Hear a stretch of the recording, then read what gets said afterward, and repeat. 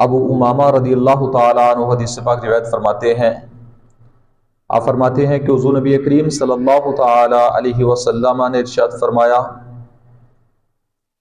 ثلاثۃ کلہم ضامن علی اللہ ان عاشا روزی کا وقفی، کہ آپ علیہ الصلوۃ والسلام نے فرمایا تین شخص ایسے ہیں دنیا کے اندر کہ اللہ تبارک و تعالی ان کی ضمانت لیتا ہے، ان کا ضامن ہوتا ہے، اور رزق کے اندر بھی اللہ تعالیٰ انہیں کفایت عطا فرماتا ہے، اور دیگر معاملات کے اندر بھی اللہ تعالیٰ اسے کفایت فرماتا ہے۔ یعنی یہ تین قسم کے لوگ ہیں، اللہ تعالیٰ رزق کا بھی ضامن ہے اور دیگر معاملات کا بھی اللہ تعالیٰ ضامن ہے، کہ ضمانت خود لے رہا ہے رب العزت کہ میں ضامن ہوں ہر اس بندے کا کہ جس کے اندر یہ تین صفات ہوں گی، یہ تین قسم کے لوگ۔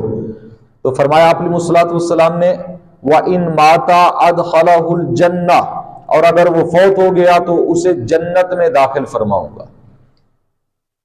ان تین قسم کے لوگوں کو دنیا کے اندر اللہ تعالیٰ فرما رہا ہے رزق بھی عطا فرماؤں گا، دیگر معاملات کے اندر کفایت بھی کروں گا، اور اگر وہ دنیا سے رخصت ہو گئے، فوت ہو گئے، تو انہیں جنت بھی عطا کروں گا۔ فرمایا آپ علیہ الصلوۃ والسلام نے وہ تین قسم کے لوگ کون ہیں کہ راجل خرج غازیا فی سبیل اللہ فهو ضامن علی اللہ۔ نبی کریم صلی اللہ علیہ وسلم نے فرمایا ایک شخص تو وہ ہے کہ جو اللہ تعالیٰ کے راستے میں نکلتا ہے غازی بن کر اور جہاد کے لیے نکلتا ہے، فهو ضامن علی اللہ، تو اللہ تعالیٰ کی ضمانت کے اندر ہوتا ہے، حتیٰ یتوفاہ، حتیٰ کہ وہ فوت ہو جائے، یعنی جب تک زندہ رہے گا اللہ تعالیٰ کی ضمانت میں رہے گا، اللہ تعالیٰ رزق کے معاملات کے اندر بھی اسے کفایت فرمائے گا، اور اللہ تبارک و تعالیٰ اس کے ساتھ ساتھ دیگر معاملات کے اندر بھی کفایت فرمائے گا۔ فَيَدْخُلُ الْجَنَّةَ أَوْرَدَ بِمَا نَالَ مِنْ أَجْرٍ أَوْ غَنِیمَةٍ۔ آپ علیہ الصلوۃ والسلام نے فرمایا کہ اگر وہ زندہ رہا، جہاد پر گیا ہے، اگر غازی بن کر لوٹے گا تو اسے مال غنیمت کے طور پر بھی عطا کروں گا، اور اگر فوت ہو گیا تو اسے جنت عطا فرماؤں گا اور اس کے ساتھ اجر بھی عطا فرماؤں گا۔ اور فرمایا دوسرا شخص وہ ہے کہ جو اللہ تعالیٰ کی ضمانت میں رہتا ہے، اللہ تعالیٰ کی نگاہ کرم کے اندر رہتا ہے۔ فرمایا وَرَاجُلٌ رَاحَ إِلَى الْمَسْجِدِ،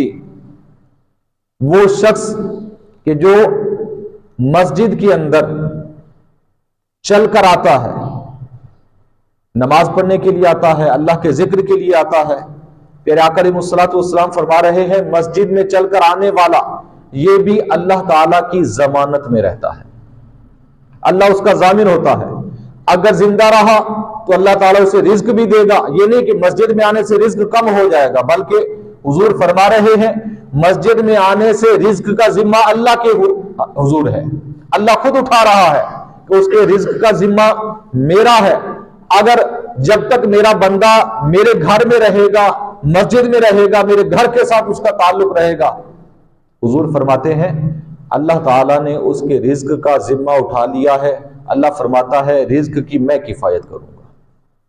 دیگر معاملات کی ذمہ داری بھی اللہ تعالیٰ نے خود اٹھا لی۔ فرمایا فَهُوَ ضَامِنٌ عَلَى اللَّهِ حَتَّى يَتَوَفَّى،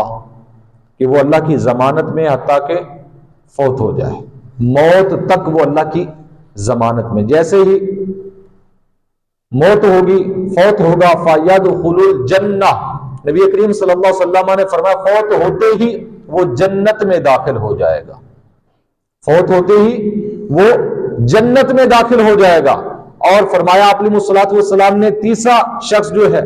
وہ کون ہے؟ وَرَجُلٌ دَخَلَ بَيْتَهُ بِالسَّلَامِ، تیسرا وہ شخص ہے کہ جو اپنے گھر کے اندر داخل ہوتا ہے اور سلام کرتا ہے۔ نبی کریم صلی اللہ علیہ وسلم کی اور حضور کے صحابہ کی بھی یہ سنت بھی ہے کہ جب بھی گھر میں داخل ہوں گھر والوں پر سلام کریں، اس سے رزق میں برکت ہوتی ہے۔ اور کتنی برکت ہوتی ہے کہ نبی کریم صلی اللہ علیہ وسلم فرما رہے فَهُوَ ضَامِنٌ عَلَى اللَّهِ، اللہ کی ضمانت میں،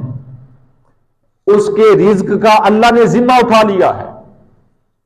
دیگر معاملات کے اندر بھی اللہ تعالیٰ اسے کفایت کرے گا۔ جو بندہ مومن اپنے گھر کے اندر جائے اور کہے السلام علیکم ورحمۃ اللہ وبرکاتہ، اپنے گھر والوں کو سلام کرنا، آج تو ہم شرم محسوس کرتے ہیں نا گھر والوں کو سلام کرنے کی، یہاں تک حکم ہے کہ آپ اگر